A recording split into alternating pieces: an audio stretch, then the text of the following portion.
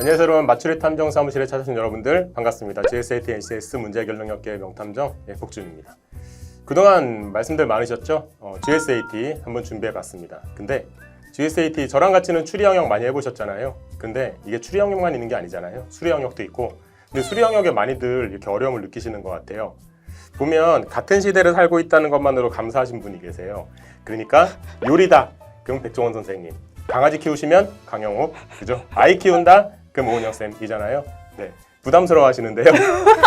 수리다 그러면은 저도 숫자 나오면은 저 문제 풀 때 보면 숫자 나오는 거 괴로우는 거 많이 보셨죠? 많이 여쭤봅니다. 네, 김소원 쌤 오셨습니다. 여러분 안녕하세요. 방금 소개받은 김소원입니다. 아니 이렇게 소개해 주실 거면 저를 좀 스페셜하게 모셔주시지. 옆에 있는데 그렇게 얘기하시니까 너무 민망하네요. 추리에 또 일가견이 있으신 분이고 너무 인기 많으신 거 제가 너무 잘 알고 있는데 여튼 뭐 저희끼리 또 그죠? 네, 붙이고 장구치고 하고 있죠. 네. 자, 일단 여기 소원수리하면 끝나고 해커스자 채널에서 또 이렇게 인사를 드리게 됐습니다. 예, 반갑습니다. 지훈쌤이 영상에서 이제 저를 많이 언급을 해주시기도 하고 그리고 한 번쯤 여기 나오고도 싶었어요. 맞추리 영상 뜰 때마다 조회수가 또 어마어마하더라고요. 그리고 또 고정 팬분들이 계신 것 같아요. 꼭 댓글이 막 달리기도 하고 그래서 좀 많이 부럽기도 했고 예, 그랬는데 막상 여기 나오니까 좀 신기하기도 하고 뭐 재밌습니다. 선생님 워낙 재밌으시니까요. 이렇게 선생님하고 이제 호흡 같이 맞추는 것도 이제 처음이라서 저도 신기해요. 이제 저희가 원래 만나가지고 서로 네. 이제 일상적인 얘기는 많이 하지만 네. 우리가 또 공부 얘기는 자주 하지는 않고 저희도 공부하는 거 그렇게까지 좋아하지도 않고 뭐 그렇습니다만 그래도 이제 공부할 건 해야 되는 거잖아요. 그래서 저희가 수리, 그다음에 추리 한 문제씩 한번 준비를 좀 해봤어요. 네, 이번 영상에는 공부법이나 TV에 관련된 내용도 알차게 담아 볼 거니까요. 영상 마지막까지 시청하시고요. 유용한 정보 많이 얻어가시길 바랍니다. 네. 이번에도 저랑 같이 문제도 풀어보시고 또 수리 문제도 같이 한번 풀어보시면서 완벽하게 문제 한번 해결해 보도록 하죠. 저하고 소원쌤 믿고 따라오세요. 오늘 문제 먼저 한번 살펴보고 오시겠습니다.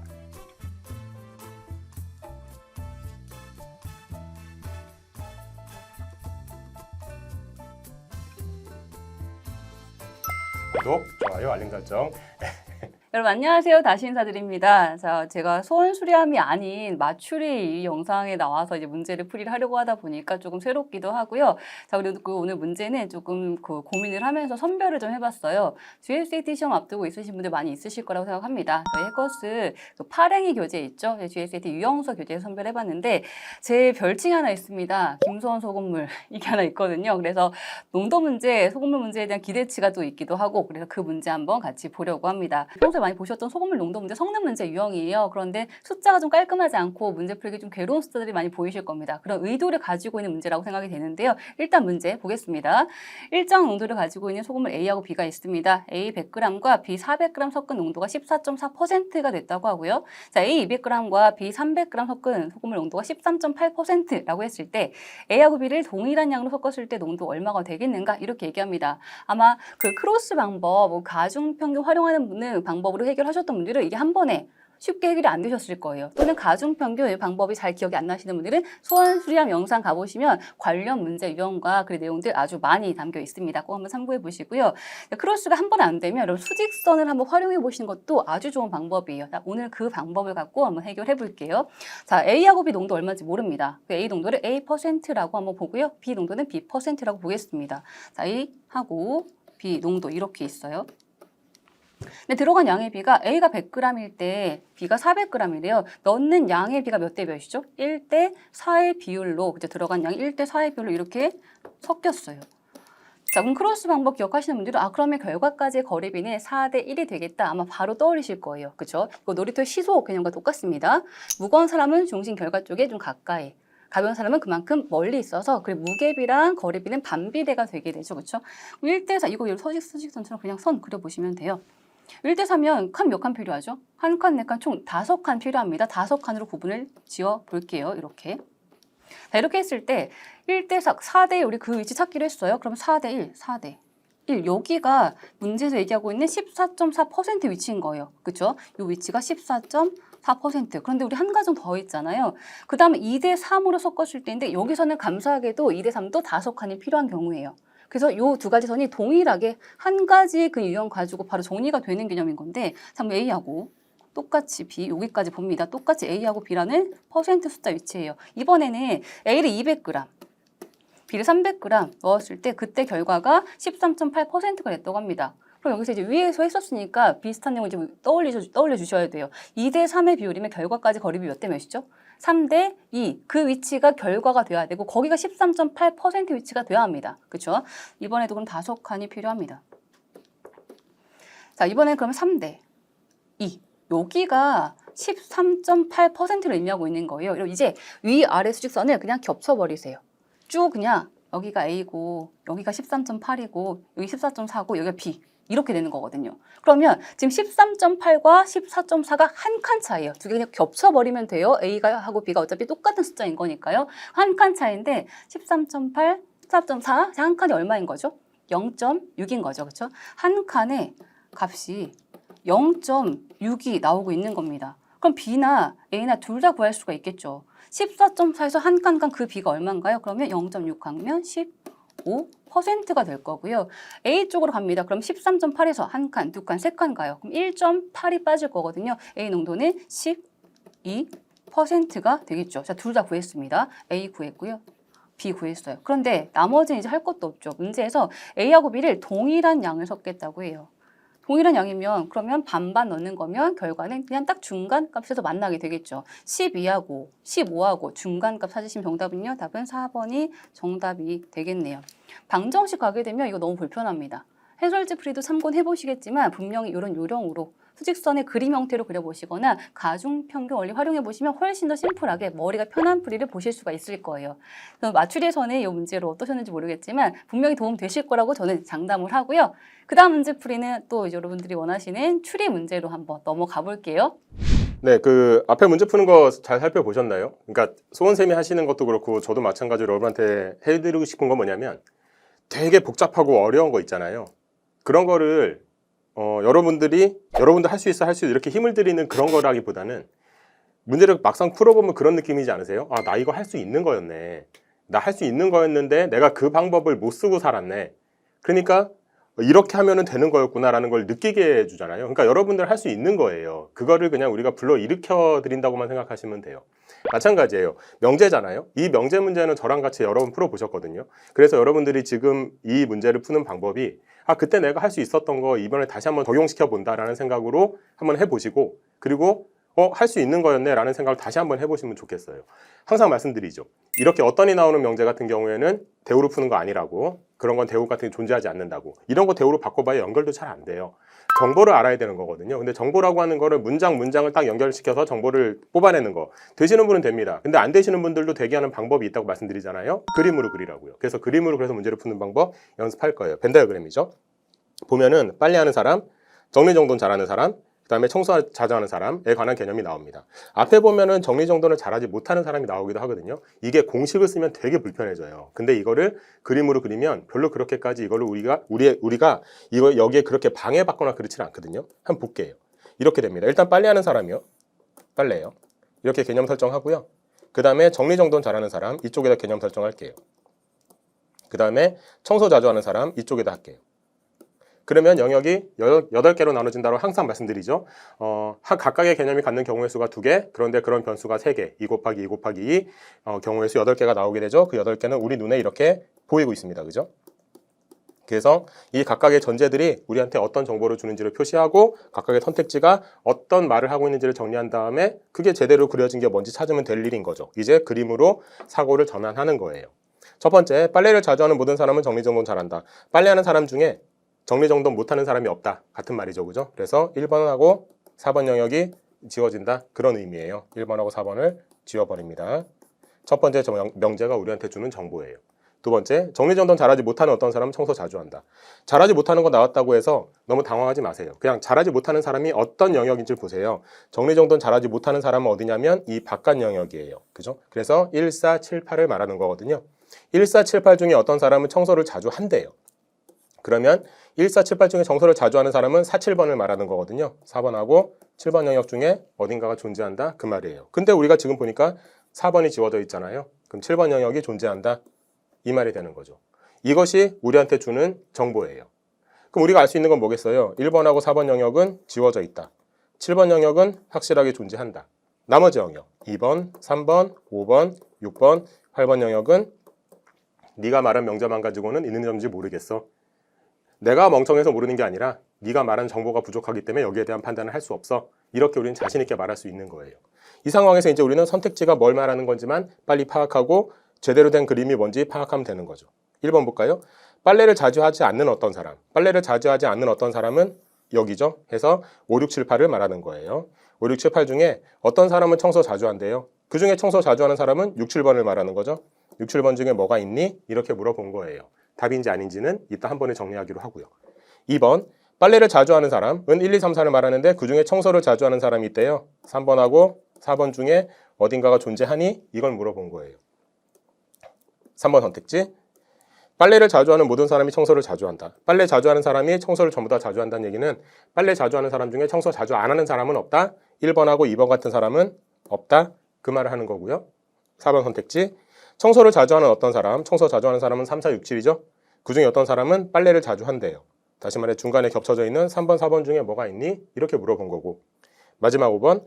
청소를 자주 하는 모든 사람, 3, 4, 6, 7을 말하는데 그 사람은 전부 다 빨래 자주 안 한대요. 그러면 가운데 부분, 겹치는 3번하고 4번 같은 경우는 없다.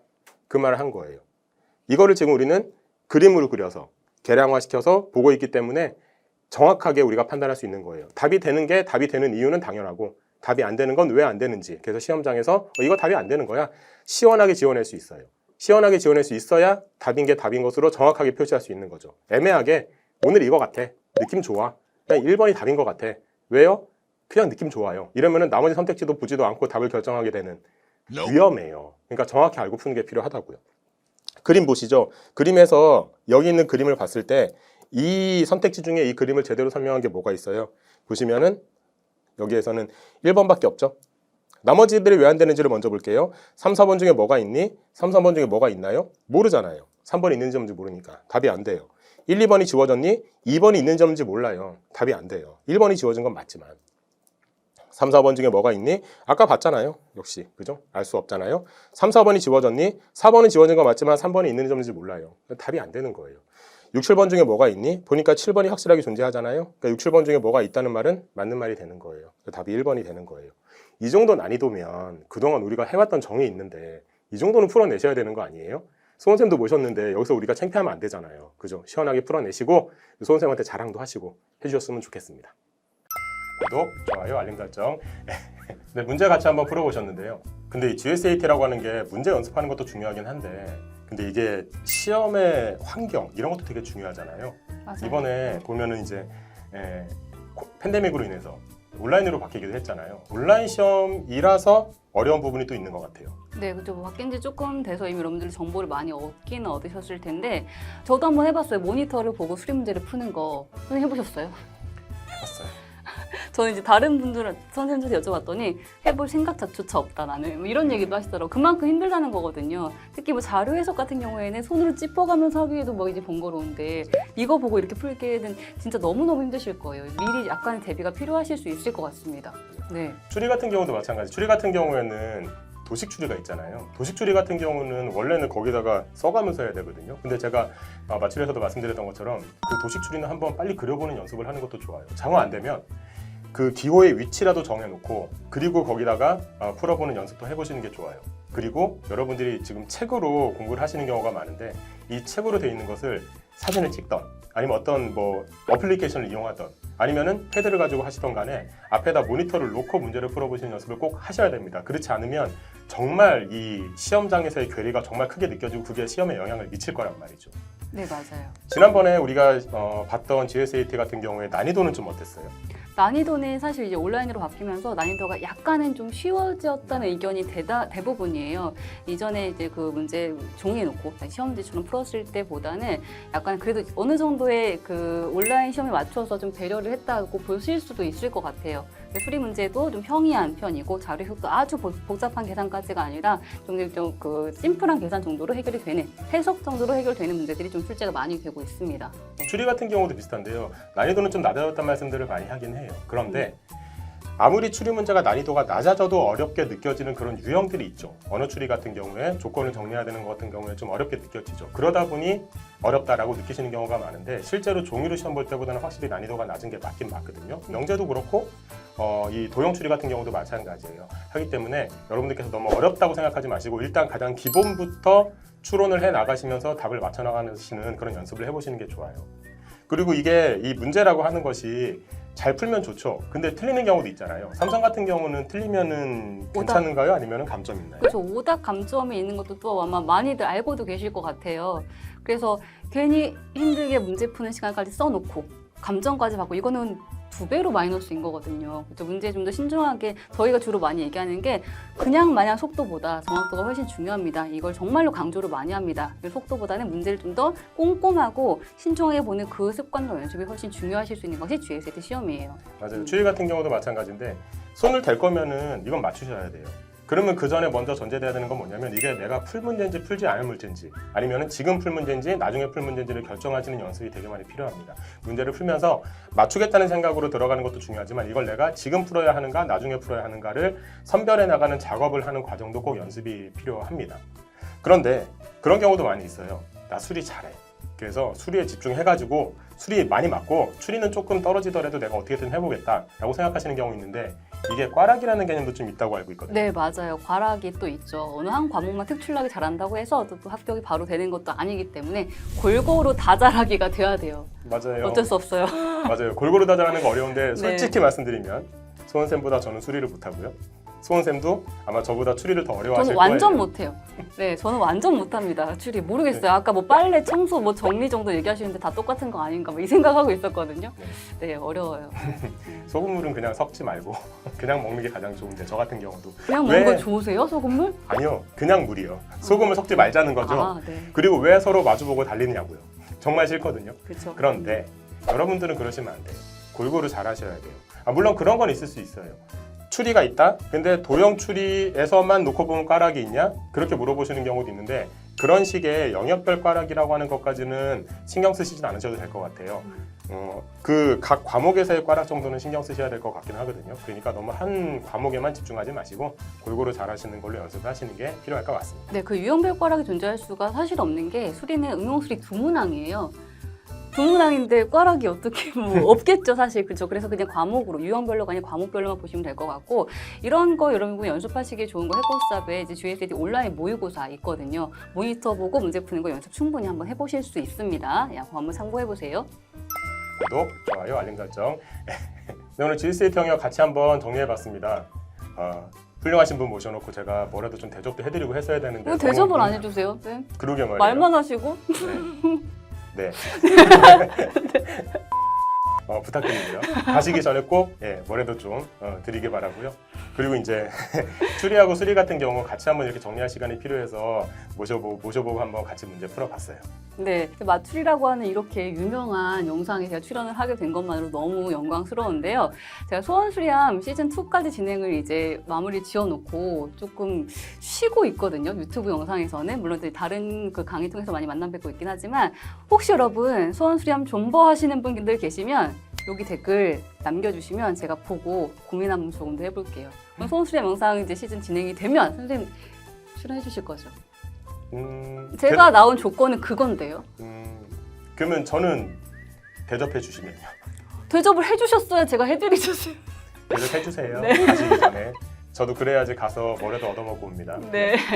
아무튼 오늘 이 영상 출연해서 저 정말 영광스러웠고요. 오늘 뭐라도 도움이 되셨기를 바라면서 좀 문제 준비했으니까 한 번 말고 2번, 3번 많이 보시고 소원수리함 영상도 많이 봐주시고요. 그렇게 시험 준비를 좀 제대로 그리고 좀 체계적으로 한번 해보셨으면 좋겠습니다. 매번 말씀드리는데 한 번 보고 넘기시면 안 됩니다. 꼭 연습하시고 복습하셔서 여러분 걸로 만드셔야 됩니다. 지금 풀어본 거 보시면 알지만 소원쌤 잘 푸시잖아요. 저도 잘 풀었잖아요. 이거 우리가 잘한 거예요. 여러분이 잘한 거 아닙니다. 연습하셔가지고 꼭 본인 걸로 만들어 보시기 바랍니다. 마추리 분위기가 네. 되게 쌤이 그냥 짱인 것 같아요. 그냥 다 내 밑이야 이런 느낌으로 하시는데 저는 이거 배우고 싶어요. 감사합니다. 네, 제가 짱이고요. 여러분들 이제 네. 배우시면 되고요. 여러분들 거 아니고 제가 잘한 겁니다. 네. 저 앞으로 이렇게 해볼게요. 네. 좀 짱이에요. 네. 네, 궁금하신 점 있으시면 댓글로 달아주시면요. 저희가 다시 한번 살펴보고 꼼꼼히 읽어보고 같이 문제 해결해 드리도록 하겠습니다. 유튜브잖아요. 항상 저희가 부탁드리는 거 있죠. 여러분한테도 도움되고 저희한테도 도움돼요. 구독, 좋아요, 알림 설정. 잘하시네요. 네. 전 이런 건 잘 못해요. 구독, 좋아요, 저 알림 설정한 게 있는데 그 아, 영상 보고 계신가요? 저도 이건 한번 봤어요. 각도가 네. 좋으셨어요. 네. 깨끗하게 나가시더라고요. 제가 춤추는 거 좋아하는 거 아시죠? 알고 있습니다. 네. 네, 더 유쾌한 영상 많이 만나볼 수 있을 겁니다. 네. 그리고 해커스터 유튜브 이제 현재 소원수렴 이제 맞추리 시리즈로 저희가 이제 열심히 문제 정리해 놓은 영상들이 아까 되게 길었지만 정말 많이 있습니다. 시즌 1, 2 영상 지금 다시 보셔도 또 새로우실 거예요. 자, 어려우신 문제형 있으면 위에 띄워드리는 영상 링크 한번 참고하시고 도움 받아가시길 바랍니다. 네, 오늘 소중한 분 모시고 맞추리 한번 진행해봤습니다. 오늘 맞추리는 여기까지입니다. 다음 시간에 봐요. 오늘도 수고하셨습니다.